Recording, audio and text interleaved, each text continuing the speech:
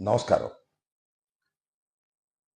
Che Guevara అంటూ తీవ్రమైన left భావాలతో తన రాజకీయాన్ని ప్రారంభించినటువంటి పవన్ కళ్యాణ్ గారు తక్కువ కాలంలోనే రైట్‌కి తీసుకొని సనాతన ధర్మాన్ని కాపాడటమే నా ధ్యేయమని కంకణం కట్టుకున్నారు.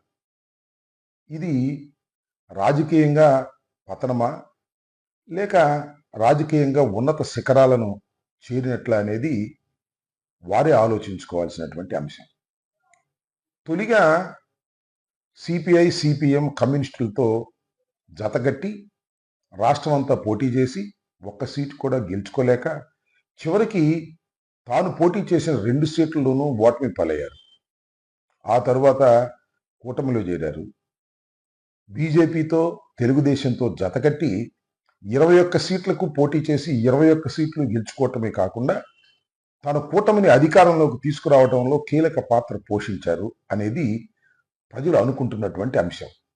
ఆ తర్వాత ఉప ముఖ్యమంత్రిగా వెళ్ళారు. ఇది మాత్రం తప్పనిసరిగా లెక్కల ప్రకారం చూస్తే ఎదిగినట్టే లెక్క. అది నిజంగా బలమా?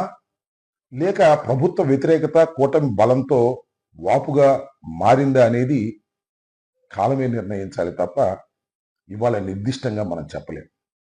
అయితే అసలు విషయం ఏమిటంటే ఒక అనూహ్యమైనటువంటి పరిణామం. నాగబాబు గారు మంత్రివర్గంలో చేరబోతున్నారనేది ఒక దృఢమైన వార్త ఇవాళ వెలుగులోకి వచ్చింది. చంద్రబాబు నాయుడు గారే దాన్ని ప్రకటించారు. ఇక్కడ చాలా కీలకమైన నిర్ణయం ఇది. ఎందుకని కీలక నిర్ణయం అంటున్నానంటే, నాగబాబు గారు అనకాపల్లి నుంచి పోటీ చేసి పార్లమెంటుకు వెళ్ళాలని ప్రయత్నం చేశారు. కొన్ని కారణాల వల్ల ఆయన వెళ్ళలేకపోయాడు. ఆ తర్వాత మన రాజ్యసభకి వెళుతారని అందరూ ఆశించారు. పవన్ కళ్యాణ్ గారు కూడా ఆయన రాజ్యసభకు పంపిస్తారని భావించారు. కానీ సతీష్ అనే తెలుగుదేశం వ్యక్తిని పార్లమెంటుకు పంపేందుకు చంద్రబాబు నిర్ణయం తీసుకొని కాంప్రమైజింగ్గా ఈయనకి ఎమ్మెల్సీ ఇచ్చి రాష్ట్రంలో మంత్రివర్గంలోకి తీసుకోవాలని నిర్ణయించినట్టుగా మనకు అర్థమవుతుంది. ఇది ఏ విధమైనటువంటి నిర్ణయం? దీనివల్ల కళ్యాణ్ గారు కళ మరింతగా పెరుగుతుందా? లేక కళ తప్పుతుందా అనేది ఇక్కడ లోతుగా ఆలోచించుకోవాల్సినటువంటి అంశంగా నేను భావిస్తున్నాను. ఎందుకంటే ఈ రాష్ట్రంలో చాలామంది పవన్ కళ్యాణ్ గారి మీద ఆశ పెట్టుకున్నారు. 21 సీట్లు గెలుచుకుంటే 3 మంత్రులు అయ్యారు. ఇంకా బీసీలు ఉన్నారు, ఇంకా ఇతర సామాజిక వర్గాలు ఉన్నారు. నాకు ఒకటి గుర్తొస్తుంది. మా గుంటూరుకు సంబంధించి బొనబోయిన శ్రీనివాస్ అని కాంగ్రెస్ పార్టీలో కూడా ఉండేవాడు. ఆ తర్వాత పవన్ కళ్యాణ్ గారు పార్టీ పెట్టిన తర్వాత దూకుడుగా ఆ పార్టీలో చేరి ఆ పార్టీలో శ్రమించాడు. ఒకానొక సందర్భంలో అతనికి కారు ఉంటే బాగుంటుంది, అతను మంత్రి అయితే బాగుంటుంది అని బహిరంగంగానే చెప్పారు. మరి అలాంటి వాళ్ళు చాలా మంది ఉన్నారు ఈ రాష్ట్రంలో. చాలా మంది పవన్ కళ్యాణ్ గారి మీద ఆశ పెట్టుకున్నారు. ఆ ఆశలన్నీ అడియాశ చేసి తన అన్నని మంత్రివర్గంలోకి తీసుకోవటంలో సఫలమయ్యాడు అని అనుకుంటున్నారు. అది సఫలమా లేక సుదీర్ఘ కాలంలో విఫలమా అనేది మనం ఇక్కడ ఆలోచించుకోవాల్సినటువంటి అంశం. మనం కాదులే, ఆయన ఆలోచించుకోవాల్సిన అంశం. ఇప్పుడు తాత్కాలికంగా విజయం సాధించినట్టుగానే భావించాలి. ఎందుకంటే అన్నను మంత్రివర్గంలోకి తీసుకురావడం, దానితో పాటు ఒక కీలకమైన శాఖను కూడా ఆయన కట్టబెట్టేటటువంటి ప్రయత్నం చేయటం అనేది తాత్కాలికంగా విజయంలాగానే కనిపించవచ్చు.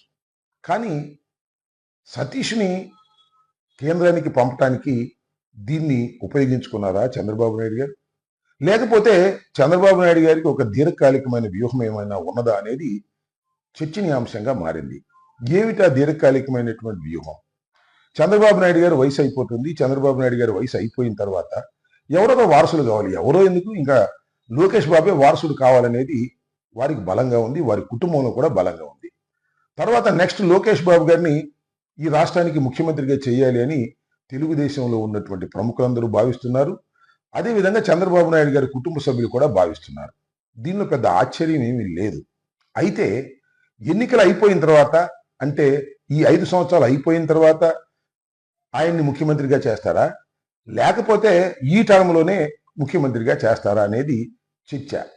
చాలా మంది అంటున్నది ఏంటంటే, మళ్ళీ 5 సంవత్సరాల తర్వాత ప్రభుత్వాలు వస్తాయో రావో, ఇప్పుడే లోకేష్ బాబు గారిని ముఖ్యమంత్రిగా చేసేస్తే బాగుంటుందనేది చాలా తీవ్రమైనటువంటి ఒత్తిడి చంద్రబాబు నాయుడు గారి మీద ఉన్నది అని అంటున్నారు. కాబట్టి తన ఒత్తిడిని తప్పుకోవడానికి వ్యూహంగా నాగబాబు గారిని తీసుకొచ్చి క్యాబినెట్లో పెట్టి రాబోయే కాలంలో లోకేష్ బాబుని ముఖ్యమంత్రిగా చేయటానికి వేసిన వ్యూహంలో ఇది కూడా ఒక అడుగు అని అనుకోవడానికి ఆస్కారం ఉందని నేను అభిప్రాయపడుతున్నా. ఏది ఏమైనా ఒక విషయం మాత్రం నేను చెప్పదలుచుకున్నా. పవన్ కళ్యాణ్ గారి మీద అనేక మంది ఆశలు పెట్టుకున్నారు. రాష్ట్రంలో కాపు సామాజిక వర్గం ఆశలు పెట్టుకుంది. అదేవిధంగా ఆయన్ని ప్రేమించే వాళ్ళు చాలా మంది ఆశలు పెట్టుకున్నారు. చివరికి తన కుటుంబం వరకే పరిమితం అయిపోయేటటువంటి రాజకీయాలు పవన్ కళ్యాణ్ గారు నడుపుతున్నారు అనేది ఆ శ్రేణులకు నచ్చనిది, ప్రజలకు నచ్చనిది అనేది కూడా నేను ఈ సందర్భంగా చెప్పదలుచుకున్నా. ఏది ఏమైనా ఈ నిర్ణయం వల్ల పవన్ కళ్యాణ్ గారు కళ తప్పుతున్నారని, రోజు రోజుకి పవన్ కళ్యాణ్ గారు తన యొక్క విధి విధానాల పట్ల సక్రమంగా ఉండటం లేదు అనేటువంటి భావన రాష్ట్ర ప్రజల్లో, అదేవిధంగా ఆయన అభిమానుల్లో, జనసేనలో కలిగే అవకాశాలు ఉన్నాయనేది నా అభిప్రాయం. సరేలేదు, అంబటి రాంబాబు గారు జలసితోనో కోపంతోనో విమర్శ చేశారు అనుకునే వాళ్ళకి ఒక నమస్కారం. లోతుగా ఆలోచించే వారికి నా అభినందనలు.